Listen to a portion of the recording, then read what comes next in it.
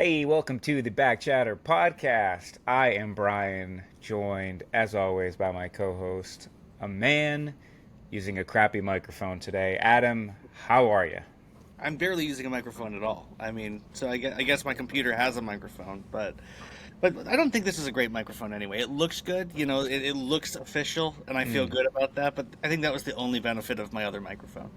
Well, if the people at home can tell the difference, that's why. If not, then maybe you're right. And actually, the person who's going to contribute to the bad sound quality is probably me because there are people banging things in my house. Still, the project that never ends is still ongoing here, so apologies for that if you can hear it at some points. If you can hear the banging. Yes, exactly. And the nail gun, is that a thing? A nail gun? Not really Yeah, handy, Adam. nail guns are a thing, Brian. Yeah. The compressor that runs the nail gun, that's pretty loud. Mm-hmm. Speaking of loud, it's not loud in your house, but you got four humans in there, and a couple of Yes. them don't really know how to be quiet. Yeah.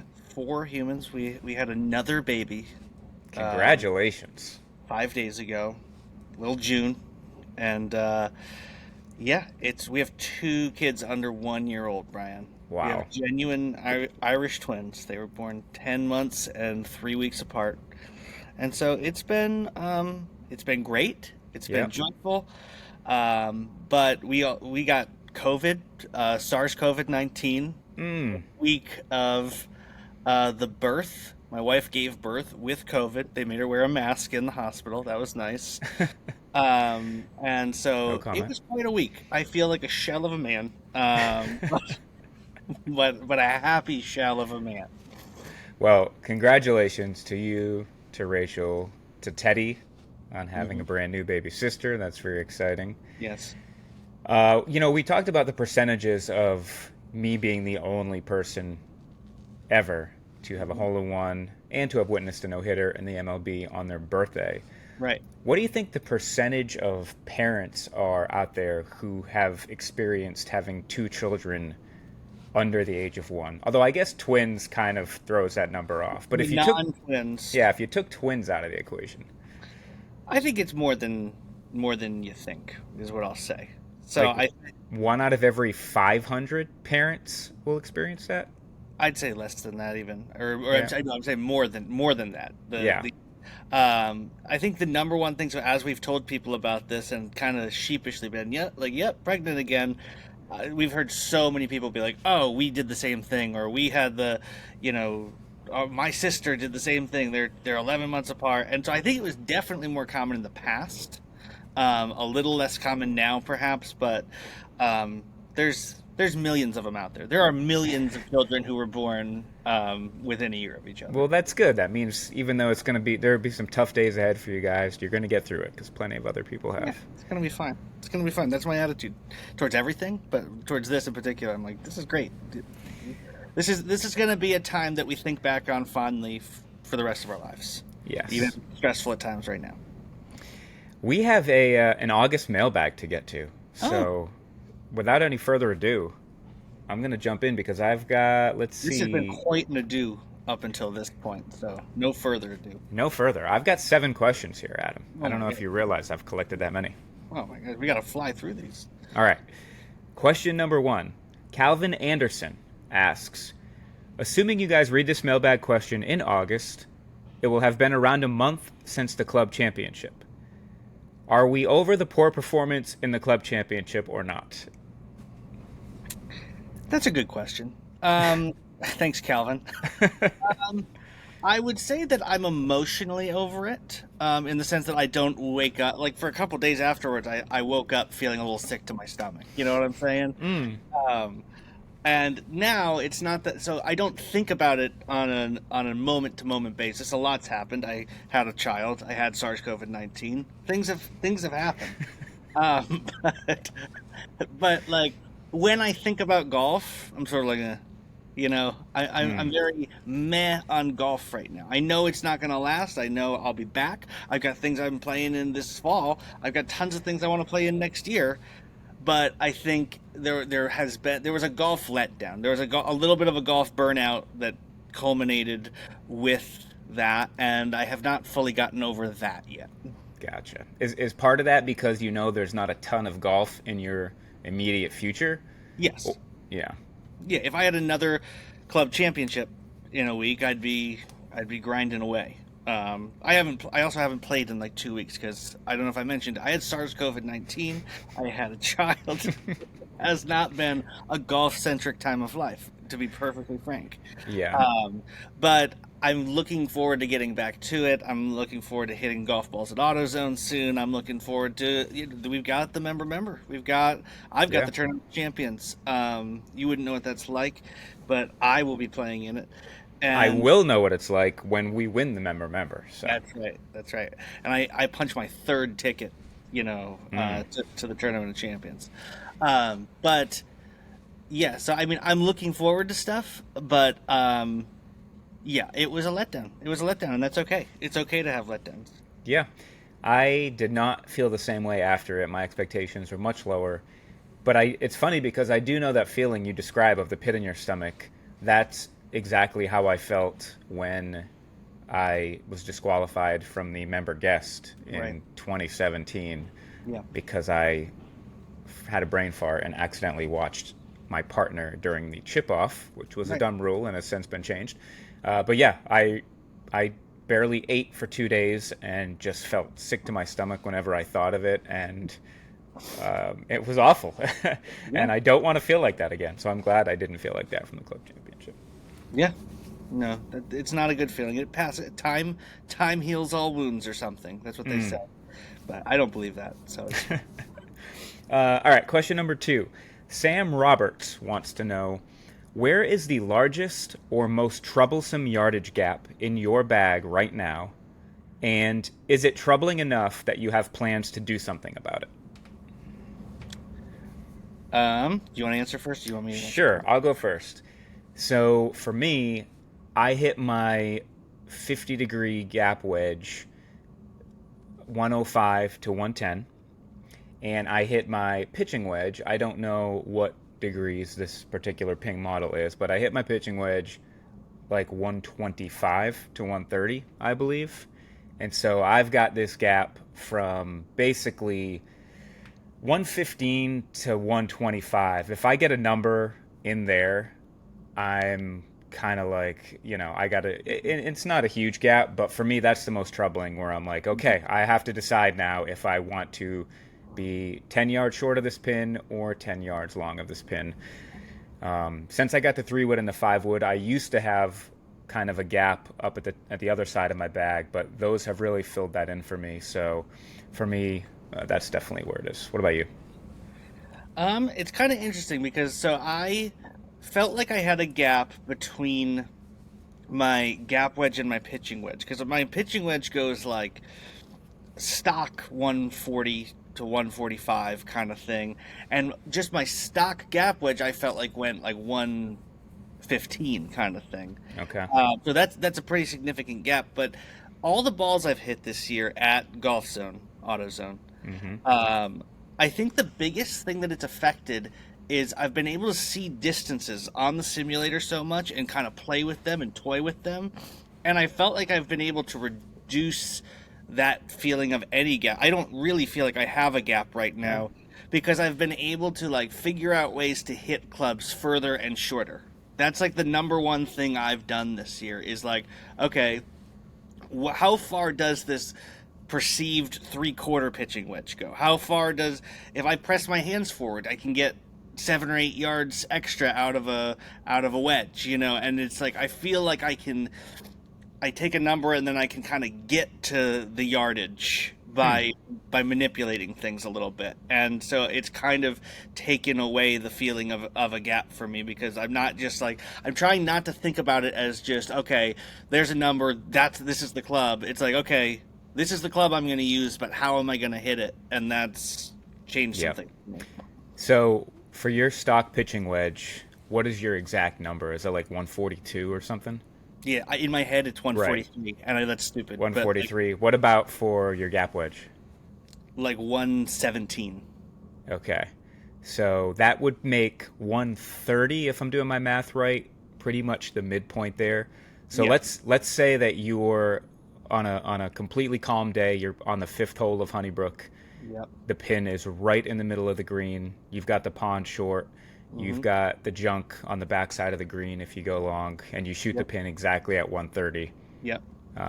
What are you probably leaning toward doing? So in that specific instance, I'm taking my gap wedge and I'm pressing my hands forward and I'm trying to hit a draw with it. And Hmm. I think I can get that. I know I don't think I can get it. I can get that up to 130. But that's Okay. kind of the top end. So it's like if I hit that shot perfectly, it gets there, but it's gonna stay. But I'm never gonna hit that gap wedge into the junk behind. You Yep. know what I'm saying? So that's the thought process there for me is so kind of depending on the course situation, am I which way am I manipulating? Am I manipulating the pitching wedge down or the gap wedge up? It's like, well, where's the danger? And I'm gonna avoid the danger and choose a club that way. All right. So what if that pin is in the back, and it's like, and it's still 130 or 129? Or I guess 130. Let's say it's still 130 in the back. Are you still doing the same thing, or what's in what scenario would you be in the middle of those yardages but decide to take the pitching wedge instead? Well, if more trouble is short, so Okay. then I'm gonna take the longer club and air long, and vice versa. So wherever the trouble is, I'm gonna air away from the trouble. Are you still when you're taking the pitching wedge and trying to hit it a little bit less than stock? Are you still hitting a draw or not necessarily? No, I'm definitely not trying not to hit a draw. You trying to hit a cut or you trying to hit a straight ball? Yeah, I'm trying to just hit a straight one. So I Okay. feel like my stock is fairly straight. So maybe it could even turn over a little bit left, but it's more of a feeling of a 3/4 like knockdown type feel where it's just like I don't even know how to describe it. I really go like I have a feeling in my hands of releasing where it's like, and I can kind of just smooth that out and I don't feel like I'm like whipping the club through. It's just sort of like an ease through it situation, Hmm. and it takes off like 8 to 12 yards. Mm-hmm. And so it's like it's not a science, but I just kind of because I couldn't just again I'm having a very hard time even describing what it is I'm doing. It's just a very smooth, not jerky, not go after it swing. It leaves the club open a little bit, so it tends to go straighter rather than turn over. And it just I just know from hitting hundreds of balls in the simulator, it's gonna take off a wedge, it's gonna take 8 to 12 yards off. It's gonna put it back into that 130 range. Hmm. Sounds like neither of us are really on the verge of imminently addressing any gap that we might have in our bag. Here's a bonus question. Okay. If Well, somebody forced you to, you had to take one club out of your bag and replace it with something slightly different, which club in your bag should be the most concerned that it's getting voted off the island? probably my 4 iron, I guess. Oh yeah, more than Yeah. your three wood. I feel like you have a love-hate relationship with your three wood I've been lately. hitting the 3 wood great. So I mean, I was nervous about it at first. I had sworn I would never use a 3 wood again, um, and then I got this 3 wood, and I've joked about how it's the only club in the bag I feel like I can top, and I have topped it a few times this year. But I'm getting more and more confident with it, and I don't think that club's going anywhere anytime soon. I hit it a long way. I hit it off the ground well. I hit it off a tee well. Um, I think it's there to stay. I think the 4 iron is just something where it's like it's the toughest iron to hit. I guess I don't really struggle with it, but Hmm. I could see finding a club I liked better. Whether that's a more forgiving driving iron type thing, whether that's another hybrid, whether I could I could see that changing at some point. Though I'm not Yeah. thinking about it either. What about you? Yeah, it would probably be on that end of the bag, of course. Right now I'm carrying the three wood, which I hit 245, 250, the five wood, which I hit 220, and then the four iron, which is like, I don't know, 205. So I kind of, I like my gapping there. Um, maybe I would take like the four iron out for like a seven wood or something, because I do feel a little more confident in the fairway woods these days. I also currently don't have a hybrid, but I'm not really smart enough to know Like if somebody was like you have to play with a hybrid. First of all, I'd be like, who are you and why are you forcing me to play with a hybrid? This What doesn't make any what sense. commission authorized you to do, to do But this? but if I did have to play with a hybrid, I don't know. Yeah, I don't know how it would benefit me, how it would benefit me if it would be something. Oh no, you should play that instead of your 5 wood. You should play that instead of your 4 iron. You have a hybrid that you carry, right? What do you Yeah, like it for? I like it. Well, first of all, it's just a good. Works right into my gapping well. Mm-hmm. So I hit that thing to 245 to 255, and so that's just a good club to have. But I also like it. I'll hit it off the tee. I really like it out of the rough. I think that's kind of what hybrids were initially used for. But Mm-hmm. if it's sitting down at all, I know I can just take a hybrid and just punch it, and it'll kind of like knuckle low and just run for a mile.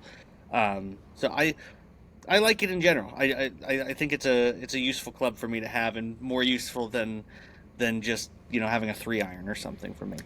Do you do you feel like there's more in common with your fairway wood swing or with your iron swing when you have a hybrid in hand, or is it a completely unique set of feels for you, It's like a long iron. It like a feels like long iron? it Okay. feels like a very forgiving long iron to me. And again, a little more versatile because you're not worried about like out of the rough. I'm not worried about it like catching and just the face shutting down. So I Yeah. feel like you can kind of just go after it in a more normal feeling way. All right, we're going to switch gears here, keep it moving. Sean Wade asks, how does the Ryder Cup rank among the majors with you in terms of being an appointment viewing experience? What are your golf on TV power rankings? Well, that's a good question. I can give you Um, mine if you're not sure. yeah, go. Yeah, go. All right, for me, the Masters is still number one. And whether we're talking specifically Sunday viewing or just, the second round or whatever, to me, the Masters is number one. If you told me there was one tournament that I wasn't allowed to watch all year, again, just somebody who's really putting strange regulations on me, Yeah. I would be hoping you didn't say the Yeah. Masters. The Masters is for all the reasons everybody loves the tournament, love the course, love even it's the time of year that it is, getting excited about golf. So Masters is number one for me, but honestly, after that, I would probably say the Ryder Cup. I just feel like match play. While I know it's not great for television production in terms of how variable it is, I think it's fantastic to watch, to keep track of, and the guys obviously talk about how nervous they are and the way the crowds are. I'm not saying anything anyone hasn't said 100,000 times, but for me, the Ryder Cup is two, and then after that, it would probably be the Open Championship, then maybe the Players, and the U.S. Open would be right there next, and then the PGA last. FedEx Cup playoffs nowhere to be seen. No, who cares? What about you? So I love the Ryder Cup. I really do. I think for me, it's fully dependent on what's going on a little bit. Probably the Masters is number one. I, Yeah. I would I would say that I would agree for the most part. But it is something where for me it's so dependent on who's in contention. If there's nobody I'm that interested in contention, I don't care that much. Hmm. You know what I Yeah. mean? So like if we're talking about Tiger, back when Tiger was winning everything, that the Ryder Cup didn't compare to a Tiger Sunday at the Masters or the U.S. Open or the British Open. It didn't. Nothing could match that. But right now, because there's not that many people I'm that interested in, the Ryder Cup might be number one. And then, but then it's definitely Masters. And for me, I was surprised at your list. For me, the U.S. Open is clearly next, Hmm. Okay. like by a lot, and then the Open Championship, and then the PGA, and then yeah, the Players is fine. It's not. It doesn't beat any of the majors for me though. Yeah. I don't know. I think that familiarity with the course Yeah, uh, maybe gives it the edge over the PGA Championship. I have seen lots of people are sharing the same idea about the FedEx Cup playoffs moving to more of a match play format. Yeah. Everybody's got their little tweak on it about people getting buys depending on how they did in the regular season, or even make it stroke play the first couple of days and then the top 8 get into the tournament, whatever. I think it makes so much sense. It would just be amazing, but I don't think it'll ever happen. But I Yeah. would probably actually care. Maybe I wouldn't care still, but I I think it's a wouldn't great care. idea. I wouldn't care. And I think for me, I think the fact that we're trying to figure these things out right now is a bad look for the PGA Tour because it highlights that nobody really cares. You know what I mean? We haven't even figured out a way to, so this is they're the PGA champion golfer of the year essentially. Yeah, And it's like, and we're trying to configure these weird ways to make the tournament even work, like to have the tour championship work. And in reality, like, I don't know who wins the tour championship every year. I know Tiger did a couple years ago. I know Rory did once. It's like I could definitely list more major winners. It just doesn't matter. I And know. that's yeah. And so it's sort of like, yeah, I'm glad they won a bunch of money. It's a bigger accomplishment in a lot of ways than winning a major because it took the whole year to get there and then execute then. But yeah, I'm match play. Yeah, do whatever you want. You want to stagger it and give someone a 10 shot lead. Fine, whatever. Because I'm not really gonna watch anyway. Yeah. Getting back to the Ryder Cup. Ryder Cup is happening here in about a month or so. Sunday of the Ryder Cup falls on week 4, I believe, of Hmm. NFL Sunday. Yeah. It's in Italy, so I guess it's going to be, it might be coming down the stretch right as the 1 o'clock games are kicking Mhm. off. What are you going to be doing there? Are you going to be double TV? Are you going to be going NFL unless something crazy is happening with the Ryder Cup? What do you think? I will double T. I'm a big proponent of the double TV. Big Mm. big double TV guy. But if I had to choose, if somebody with too much authority, Yes. if the if the guy who mandated your hybrid comes in and says you can only watch one thing, I'm watching football. If I'm being Mm. honest, that's just the answer. Wow. Yeah, I would probably. I'm just so juiced for the NFL right now that I would maybe choose the same thing. Right. Unapologetically. I don't know if that's a is that a bad look. Just we're on a golf podcast. I'm just like, yep, don't Ryder Cup. No, no, week 4, please. All right, let's move on. Next question.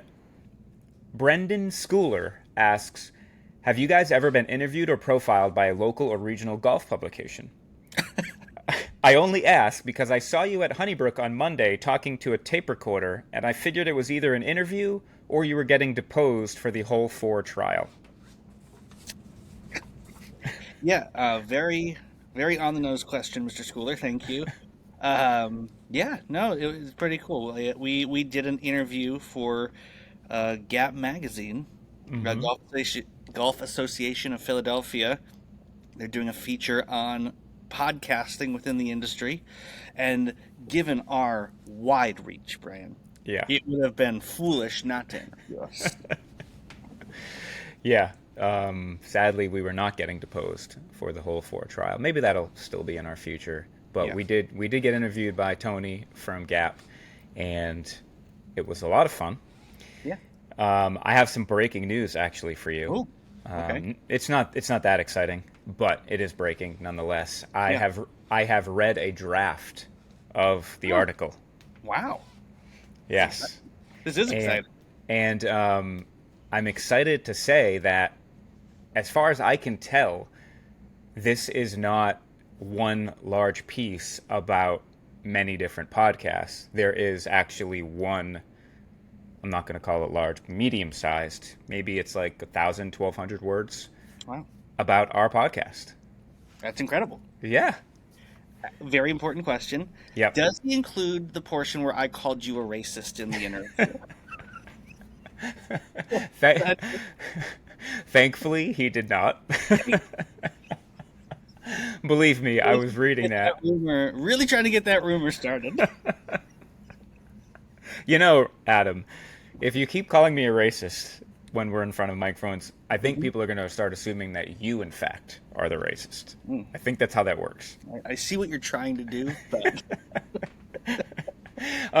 No, Yeah, he sent me a draft. He obviously wanted me to send it to you, and I'm going to as soon as we're done here. I just wanted Okay, to break that news to you that is on the exciting. pod. I will also say I don't want to get your hopes up too much for this, Hmm. just Yeah. because of that's how the Canarf system works, and if I get your hopes up too much, then it's going to actually make this a letdown. But I will say that in the quotes that he has from us, some of the more funny exchanges that we had, you do always seem to not only get the last word, but the best word.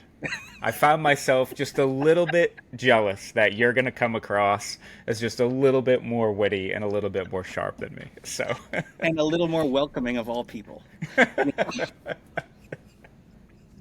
but you know what? Then I had to look in the mirror and say, no, these are the things I said. These are the things Adam said. And so maybe Adam, at least on that day, Adam was Fake wittier news. and This is sharper. fake news. Yellow journalism is what this is. It's a small sample size. It was just this one conversation. No, no. It's pretty good. I think he did a great job with it. He got, yeah, he got some of our stories in there. How we kind of came to be on the podcast, and thought he captured it pretty well. And maybe he says this to everybody, but he said it was one of the most fun interviews that he had ever done. So, yeah, so that's pretty It's exciting. nice that he lied to us like that. That is very, very kind of him. Very generous. I feel like Yeah, this is a more, this is a Philadelphia centric magazine. It is the Golf Association of Philadelphia. But I feel like if anyone wants a copy of this magazine, you should let us know, and we'll get you a copy of this magazine. I assume any of our listeners would hang this on the wall, right? That's I how would that works. think so. I mean, you can go to, I believe it's gapgolf.org, is the Golf Mhm. Association of Philly's website. If y'all want to go on there and see if you can subscribe to their quarterly magazine, I don't know if they limit it to just the Philly region. I doubt that. So, It's probably it'll probably be online the article as well, won't it? yes. And you better believe we're going to be sharing. I might not share it as much as you since I don't come across quite as handsome and funny as you, but here we are. No, I'm super excited about that. He did a great job. Yeah, You did a that's, great job. It's a lot of fun. and you did okay. Thank you. No, you did great. You did great, Brian. Okay, next question. Matt Slater asks, if you guys aren't going to do your transparency check-in episodes anymore, can we at least get an update on your goals now that it's almost fall? Mm. Yeah, yeah, I guess so. Matthew Slater, special teams wizard for the New England Patriots. Um, Well, I don't know if you've noticed, but so far all five names have been people from the Patriots depth chart. oh, I did. I went really deep You though. went People deep. you You wouldn't know. went practice squad here, huh? Got it. There's a couple second stringers on there, but yeah. Who did I miss? Who did I? I mean, I don't know. I was on. Had the R lads depth chart pulled up. So Calvin Anderson, Sean Wade, Sam Roberts, Brendan Schooler. They're all second or third Yeah, stringers. I don't yeah. know. Well, It's all right. thought I was a fan. Um, but yeah. So my goals were I wanted to make the final group of the club championship. That did not happen. Maintenance goal failed, Brian. And in failing my maintenance goal, I did tie the score in the 60s versus 80s thing. So it's 1-1 Okay. in the season, one 60s round, one 80s round. Was it that you would have more 60s or that you wouldn't have more 80s? How did you word that? I did more 60s. I want Okay. more 60s. So you got a So little right work now, left to do. I'm gonna fail if I don't shoot it in the 60s again this year. Okay. Um, my practice goals have been far exceeded Yeah. in my AutoZone time. And yeah, so really, the maintenance goal hurts a little bit. The maintenance, the failing in the club championship. We've gone over this. I don't need to regale you with my upsetness about my play at the club championship any further. But those were my goals. Yeah.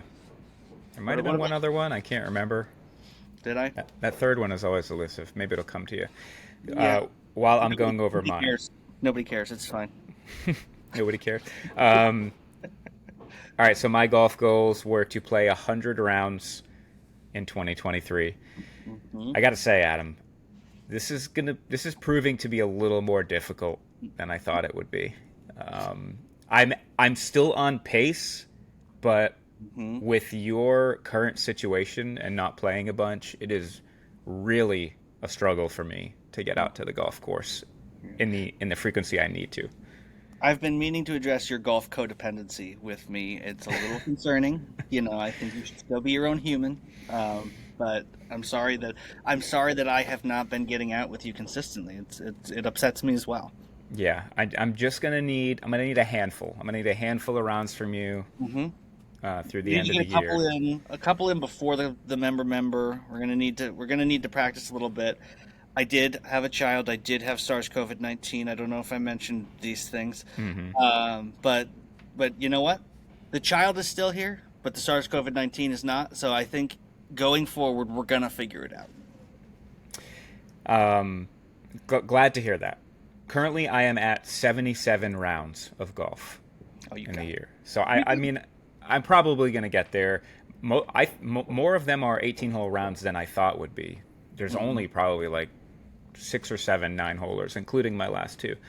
So yeah, I'm at 77. I had a goal of 25 practice sessions this year. I'm at 22. Mhm. So definitely going to hit that one.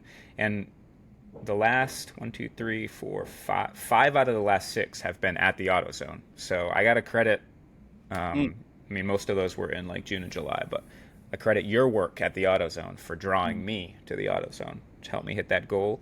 I have hit one of my goals. I wanted 59s that were sub 40, Mm. and on August 17th, I shot a 37 on the front nine of Honeybrook. That was the 50th one. I'm currently at 54 of my Mm. nines. Got a good over. And yeah, I set a pretty good over under, and my golf overall has been better than maybe I thought it would be this year. I wanted to play golf in 10 different places. I'm still at five, so that one's going to be tough to hit. I wanted five 36 hole days, and back in August, actually the day that I hit 50 sub 40 rounds, I played 36 that day. Shot 75, 76 at Honeybrook. That was the third 36 hole day, so I still need to do that Okay. two more times. All right. So yeah, that is the update on my goals. All right. All right. Well, I think you've done better on your goals this year than I have. I think I'm going to rethink my goals for next year. Next season of the Bag Chatter podcast, Hmm. available wherever you get your podcasts. Um, I'm going to set goals that are more fun to track because that's the mistake I made. I set very bad goals for tracking. Yeah. So the club championship was like, "Yep, we'll let you know when we get there. We'll let you know when we get there. We'll let you know when we get there," and he failed. All right. If you guys listening have any ideas for goals that you would like to see each of us put into our goals, by all means. I mean, we got months and months to figure that out, but that would be interesting to have a little bit of input from y'all. Next question comes from Bill Belichick. Oh wow, this is huge for us. This is He huge. wants his question kind of sucks though. It's any plans on another T-shirt release? That's his question. Um, Um, I don't know. I don't know. We haven't discussed it, Brian. You're putting me on the spot. I don't know. You tell me. Are there plans for another T-shirt release? More breaking news. Oh, There are plans for holy, another T-shirt release, and it's holy. not actually the T-shirt that you're wearing right now, which is the Bag Chatter version of the Masters knockoff Hosel Jockey shirt from years back. I love this shirt. I have worn it every day since you gave it to me. It feels like. Because It it's is like, soaked with SARS-CoV-19 right now. yeah, this shirt is patient zero.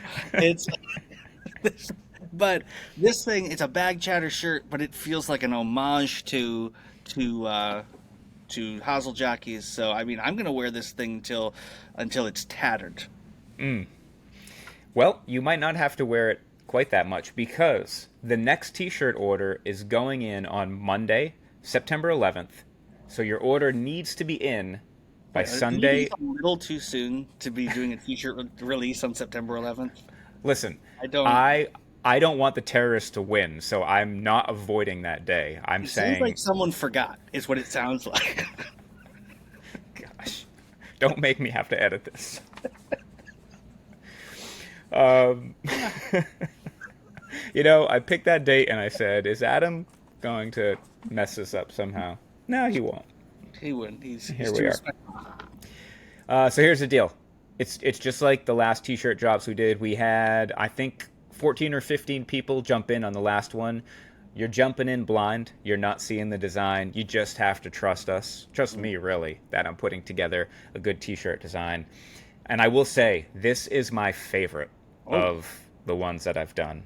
oh boy. I'm not going to say much more than that. The last two were both around one of kind of like the taglines of the show or a catchphrase. There was a bone meat T-shirt and there was a make those ham T-shirts. This one is it's around the Bag Chatter logo, just the Bag Chatter name. So it's a Bag Chatter T-shirt, but I already have the design finalized. I love it. I think it's going to be one of y'all's favorite shirts. So $23. That will get you the shirt, and we will ship it to you for free. And same thing as before. Just reach out to me on Twitter or X or whatever we're supposed to call it these days, or on Instagram, or you can email me, brianelaine@gmail.com or brianelainegolf on those platforms. Get your order in by Sunday, September 10th, and then tell me you want one. Let me know your size. It's a short sleeve T-shirt. The sizing is pretty normal, and then I'll tell you how to pay me. And telling you, Adam, you're gonna love this T-shirt. I'm thrilled. I'm excited. This is a surprise to me as well, and I can't wait. It is funny when we were talking with Tony for Gap Magazine. He brought up he said I might have missed something, but the whole two dudes no drip vibing thing. Like that, like I may have missed that. And I realized we have that as our bio on all our social media. It's the description of our podcast on podcast players. Yeah. And that was something that came from a TikTok video. And I don't think we ever explained it. I don't No. I think we just threw it out there and we're just like, yeah, people will get it. It's fine. Yeah, that was funny that he I brought found that up. revealing. I'm like, I haven't really thought this through. More breaking news. Guess how he opens the article about us? Is it two dudes no drip vibing? It is. Amazing. And it works. It's fantastic. That's amazing. Yeah. Incredible. Yep. I'm going to send that to you here in a couple minutes. You're gonna enjoy reading it. Yeah. All right. So yeah, T-shirt release. Those are the details. Reach out if you have questions or if you want to put your order in. Finally, getting back to NFL, Jake Andrews wants to know, give me your 7 playoff teams from each conference and your Super Bowl matchup. Boy. Is this the beginning of our slow conversion into a football podcast for the fall and winter? Is that what's happening here? We just start sneaking in one segment until then, you know what? At the Masters next year, we just retransform out of a chrysalis back into a golf podcast. We'll see. We'll see how this goes. So all 7 on each side. Yeah, or you can give me just division winners, however you want to do it. Okay. All right. AFC. Okay. I'm going. You got the Chiefs, obviously. They're making it. All right. I got them winning the West as well. Yeah. You've got. I need to pull my phone out, Brian. Yeah. You can't just. I could, but I'm not going to. Yeah. There's no need to. You're like a waiter taking an order without writing it down. You could do it, but why would you do that? Why would you do it? Stupid. All right. My playoff teams in the AFC. I've got the Chiefs. I feel like that's pretty obvious. Mm-hmm. I've got the Buffalo Bills. That makes sense, does it not? I've got the Dolphins winning that division, I've got the Bills as a wild card. So the Dolphins are not making the playoffs. The Dolphins and Jets are both missing the playoffs. I want you to know that right now. I should find a way to bet this. Yeah. Tua is one hit from never playing football again, and he also was not that good when he played. He's a one-look quarterback. He has all these weapons, and great. That's so good. I'm so happy for him. He's gonna be figured out, and he's probably not gonna play. So you really are like, yes, Tua. So you're banking on Tua staying healthy, which is an outrageous bet, and and when even if he is healthy, we have nothing to prove that he's like a winning big time quarterback. You do this every time. Every time we talk about the Dolphins' futures, you Right. turned it into a referendum on whether Tua is an elite quarterback or not. Well, yeah, I quarterbacks are pretty important to the success of football teams.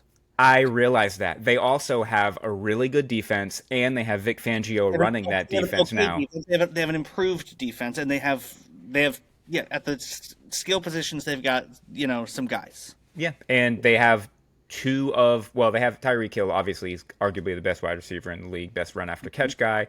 Jalen Waddle has a potential to even be better than him this year, potentially. So I'm not. I understand too. Is we're all one hit away, Adam. We're all one hit away from our career ending. Yes, some of us are more one hit than others. It's true. I don't. If Tua only plays 3 games this year, do I think Dolphins are going to get there with Mike White? No, I do not. But And I'm if making you predictions. so okay, and so if you had to, so if you just said if Tua's not in there, they're not going to do it with Mike White. So you're taking if they set the over under on games played for Tua at 5.5, you're taking the over. Yeah, Okay, that's bold. It's bold. And yeah, I am. Maybe that's maybe not too much higher than that, but I am. Anyway, we'll move on. What about the North and South? in the North, I've got the Ravens coming out of the North. Ooh, me too. And then the South, I've got the Jaguars coming out. Yeah, same. Then for our wild card teams, I've got the Chargers. Same. I have the Steelers. Ooh. Okay, and I know that mean you're not taking the Bengals. Oh, nope. I'm sorry. Okay. I've got the Bengals. That's Because I'm fine. assuming your last playoff team is going to be. The last wild card will be the New England Patriots. Yeah, Right. that's what I Um, thought. and it's going to be such a joy. It's going to be the happiest. It's going to be the happiest I've ever been as a fan because the disrespect has been so off the charts Yep. Yep.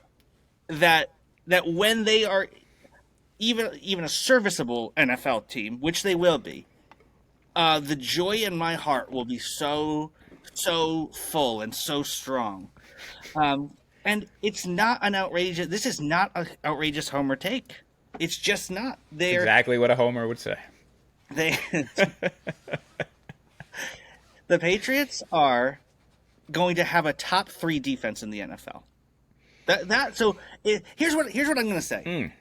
This is so I don't think there's some vast agenda against the Patriots exactly, but people do root for their downfall a bit, because they've been good for so long. If any other team in the AFC East, so if the Jets had the Patriots roster, if the Dolphins had the Patriots roster, everyone would describe them as pesky. Oh, they're going to be, don't write them off. They're tough. They've got a great defense. They've got blah, blah, blah. And with the Patriots, it's just like, nope, they suck. They suck. They're going to suck this year. And it's like, no, they're at least a great defense with, a good coach, obviously, and who knows how this offense rounds into shape. If the offense rounds into shape at all, they could win the AFC East. It's like they're gonna beat the Dolphins and the Jets. The Jets are going to be a disaster. I can't wait for it. Nothing's going to bring me more joy other than the Patriots playing well. The Dolphins I think the Dolphins finish in last place in the division. Wow. Um, I think the Bills still win the division. I think the Patriots get the wild card. The Patriots are going to win like 11 games this year. They're going to go. Yeah. 9-8. They're going to go 11-6. And here's the thing: they made the playoffs 2 years ago. Last year, they had a couple ridiculous losses. That loss to the Raiders on the walk-off lateral and and then they also were driving to beat the Bengals late in the season and fumbled in like at the 15-yard line or something. If they win those two games, which they should have won both, they make the playoffs last year. Was that the play call that you were like bent out of shape about for weeks? Oh Because yeah, it was like yeah, a fumble or non-fumble or something like that. yeah. Oh yeah, it was that he got so It was forward Ramondre progress. Stevenson got pushed back 6 full yards, right?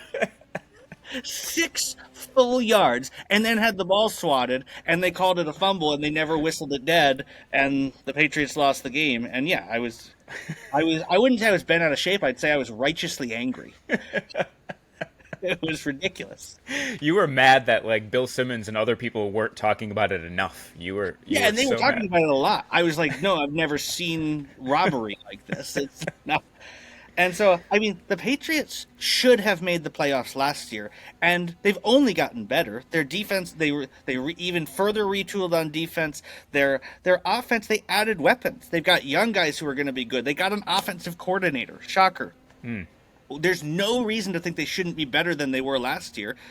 The only argument against it is that supposedly the division's much better. And it's like, well, you know what? They actually lost to the Dolphins twice last year. I bet that doesn't happen again. We have no idea what we have no idea what the Jets are. Yeah. No clue. They could stink, honestly. Their offensive line is terrible. Yes, they've got an old quarterback coming in, so they have a really fun 2-year window. And you know what? If they go 1-3 in their first, 4 games, people are going to be looking at this pretty quickly. And the Bills, I don't think, are as good as they've been. I still think they're the best team in the division, but they're not the juggernaut that they were last year and the year before. And so I can't wait for this year, and I love that that everyone expects the Patriots to suck. They're eight wins is the floor. That's the floor. Okay. And so it's like, Oh, I love it. I just love getting you riled up. Okay, we actually have the same wild card teams. All right, let's go over to the NFC. wait, do you have the Patriots as your wild card team? Oh no, I don't. I have the Bills because I have the Dolphins winning the division, Just ludicrous. but I also Ludicrous. have the. You don't just need to be a hot take machine, Brian. You can just, It's fine to have a hot take in there. We'll get back to the Bills in a second, though. In the NFC, let's see how chalky I am. I've got the Niners winning the West. me too. Though I do think the Seahawks are getting a lot of buzz as a wildcard team. I do think that might happen. I've got the Falcons winning the South, which is, again, sort of a trendy pick. I've got the Lions to win the North.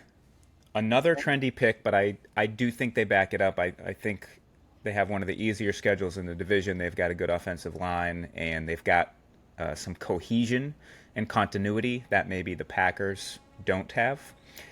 And then I've got the Cowboys. I like how you just like wrote off the Vikings entirely. So you said the Lions because they have some cohesion that the Packers don't have, and when the Vikings won 15 games last year. 13 games. They're as everybody knows, they were like perfect in one-score games. Very hard to repeat that. They got smoked by Brian Daboll's Giants in the playoffs. Think there's a lot of smoke and mirrors there. I think their offense is going to put up a lot of points. I think their defense is going to struggle. So yeah, I'm saying the Lions are the only playoff team to come out of that division, and no NFC East team has repeated since 2004 as division champions. And so sure, why not? I'm going to take the Cowboys to win that division with the Eagles getting a wild card. Well, why not? Why not? Yeah. So I've got the 49ers as well. I have the Falcons as well. Okay. I am taking the Packers in the North. I'm taking the Packers in the North. I think there's no reason to think that they should even really back up. Aaron Rodgers, I know he won a couple MVPs, so it's ridiculous to say he hasn't been that great because he was. But there was a lot of tumultuity. Is tumultuity a word? No. Tumultuousness. There you go. With Aaron Rodgers, I think they could really kind of come together around a new, identity and play really well this year. And they've still got, So I'm going with the Packers. I would pick the Lions in one of the wild card spots. Okay. And Here's the problem with the NFC East for me. I do think so. I really think the Eagles are a good team. Their defense, especially, is going to be really, really strong. I think this is going to be a regression year for the Eagles, though. Mm-hmm. I think they overperformed. They got ahead of the schedule, by making it to the Super Bowl last year, and I think that they didn't play anybody difficult. The first good team they played last year was the Kansas City Chiefs in the Super Bowl, and they played well in that game. So don't get me wrong; they almost won that game. Um, but I think they're a wild card team this year, but I literally can't. The only thing holding me back from that is I can't pick which other NFC East team I think is going to win the division. Yeah. And I think it's going to be a good division. I think it's going to be a competitive division. So it literally could be any of them. Um, but I think I'm going to go. I think I'm going to go with the Cowboys to win the NFC East. Okay. A little bit under the radar. That's what I did. You did them to win the East? Yep. Oh, Yeah. I did. Thanks for listening. I said the Eagles would be a wild card and Dallas would win the division. I didn't listen at all. Okay, then yeah, I'm saying the exact same thing. I'm Love saying it. the exact same thing. And yeah, I think it will be a disappointing year for Eagles fans, unfortunately for those around us. I think they're gonna struggle more than anyone thinks, and I think they'll be like a, division round exit in the playoffs. And this is exactly what you want to see. The Patriots doing well and the Eagles not doing well is like your dream scenario. A little bit, but I actually think I'm not saying I'm not trying to say your takes are not legitimate. I'm just saying I also know that that's would. exactly what you're saying. I was not. I was just saying. Um, yeah. So I mean, and then so do I have one more wild card team left? I guess. Yeah, and to recap, maybe you can listen this time. My wild card teams are the Seahawks, and I'm actually going to go with two wild card teams from the East, but I'm leaving out the Giants, who won a playoff game last year. Yeah. I don't feel great about it, but we do always see, a handful of teams not making the playoffs that did the previous year. So I'm picking the Eagles and the Commanders to sneak in in the 7th spot. Sam Howell looks good, got some weapons on offense. Yeah. I'm gonna go with a real surprise for my last wild card. I'm gonna say the Bears are gonna overperform. Ooh. The Chicago Bears. Justin Fields played really well at times last year, and maybe they can be on the come up and they can slip into that 7th spot. I'm just mixing it up with that one. Yeah. I'm being a hot take machine. So you got Bears, Eagles, and Seahawks? No, Is your not what? Seahawks. Not Seahawks. Bears and Lions. Bears, Eagles, and Lions. All right. So you're gonna go with three. Or no, you have the three teams making it from the NFC North. Yeah, that's where I'm going. I like it. For my Super Bowl matchup, Yeah. I have two teams who played in 7 consecutive Super Bowls in the early 90s, just never against each other. Mm-hmm. The Bills are going to get a wild card, not even going to win their division. But then Josh Allen, with the experience that he has in the playoffs, failing, is finally going to rise to the occasion. He's going to take the Bills to the Super Bowl, where they will lose to Kyle Shanahan, Brock Purdy, and the San Francisco 49ers. I've got the Niners over the Bills in my Super Bowl. You're not gonna believe it, Brian. Uh-huh. I promise you that this was fully my pick before. I have Bills over Niners in the Super Whoa. Bowl. That was my pick. Okay. So we are in agreement apparently that the Bills and Niners will play in this year's Super Bowl. I think we need to bet that together, and Yeah, we we have have that to look forward to then. It's a requirement, I believe. Okay. Well, that concludes the non-golf portion of the podcast. That concludes the podcast. Tune in next week to another episode of Football Chatter. It's going to be again. We can just slowly mold it, Brian. We can just slowly mold it over the winter. People won't even notice. Listen, all it's going to take to convince me for us to do more football talk is for people to say that they like the football talk. So I'm How many just people need to say it? How many people need to say it before you? I will create burners. well, there's all and also, but also people could have some negative thoughts about it too. So We should put up a poll about this. Do you okay, want to hear any football talk on the Bag Chatter podcast? Yes, no, are you crazy? And we'll tally that up. can we come up with we can't change. I don't want to change the name of the podcast, but Right. can we come up with like a little sub name for when we talk football on Bag Chatter, like bench chatter or like Well, it's not bag that. It's not that. So bag of deflated football chatter. that's really good stuff from you, Brian. Really good stuff. You're trying to hurt me, but it doesn't work. It doesn't work. All right, we'll workshop that. We'll keep working on it. All right, you've got to get back to your wonderful family, Hmm. and I've got to get back to finishing the design on this T-shirt, Mm. which again, y'all are gonna love it. $23, shipping included. Let me know if you want one. That's a steal. That was a steal. And we will be back probably not Labor Day week, probably the week after with some more back chatter. All right. All right, see ya.